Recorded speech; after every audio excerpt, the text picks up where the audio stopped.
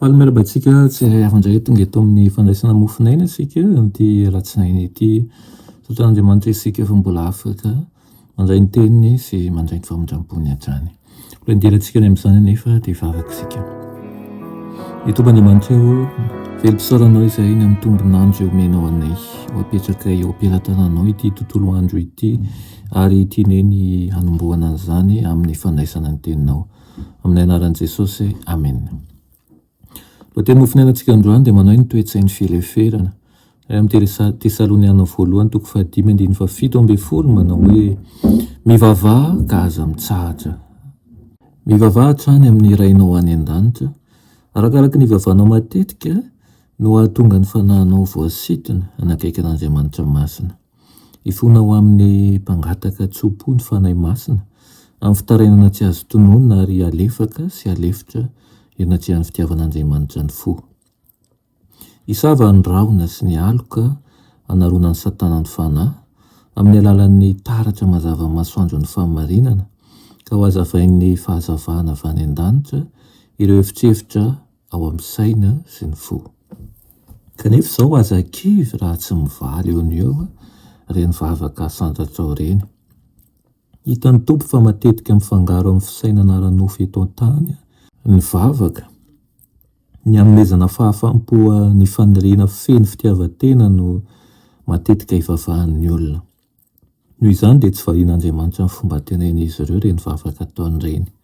Ampandalovy ny fisedrana sy fitsapana izy ireo, ataony mihetry mandra-pahitan'izy ireo mazava ny tena ilainy.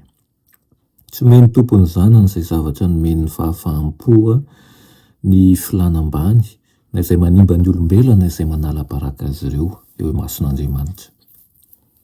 Raha fanirian-daza na ho fanandratan-tena fotsiny tanjon'izy ireo dia tsy omeny azy izay angatahany, tsy maintsy amin'ny fo mihetry sy torotoro milefitra tanteraka amin'ny sitrapony masina no anatoana antsika an'Andriamanitra. Nanao an'izao vavaka izao Kristy tao amin'ny saha Getsemane manao hoe raiko, raha sitrakao dia soro amiko ity kapoaka ity. Ny kapoaka nentiny am-bavaka mba esorina aminy izay toa mangidy loatra ho an'ny fanahany dia ny kapoaky ny fisarahana amin'Andriamanitra noho ny fahatan'izao tontolo izao. Tonga toy ny meloka teo anatrian-t'Andriamanitra izy izay tanteraka sy tsy manan-tsiny ary ho voavela heloka ny meloka ka hijoro tsy manan-tsiny anatrian'Andriamanitra. Rehefa azo ny antoka fa tsy misy fomba hafa azo amonjena an'izao tontolo izao afa-tsy ny fanaovana sorona ny tenany dia hoy izy manao hoe nefa aoka tsy ny sitrapokany no atao fany ianao.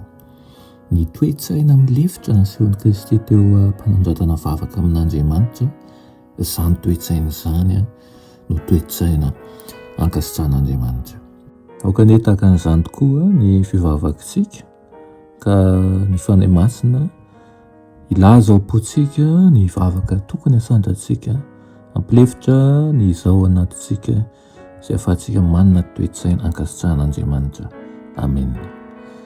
Sotranao izay iray hoany amin'izany teninao izany, ampio izay ampiatra eo amin'ny fiainana andavanandro ka hanana vavaka mifantoka amin'ny hafa fa tsy mifantoka amin'ny tenanay ary hitsinjo ny aso an'ny hafa fa tsy eo amin'ny tenanay irery ihany. Anaran'i Jesosy, amen.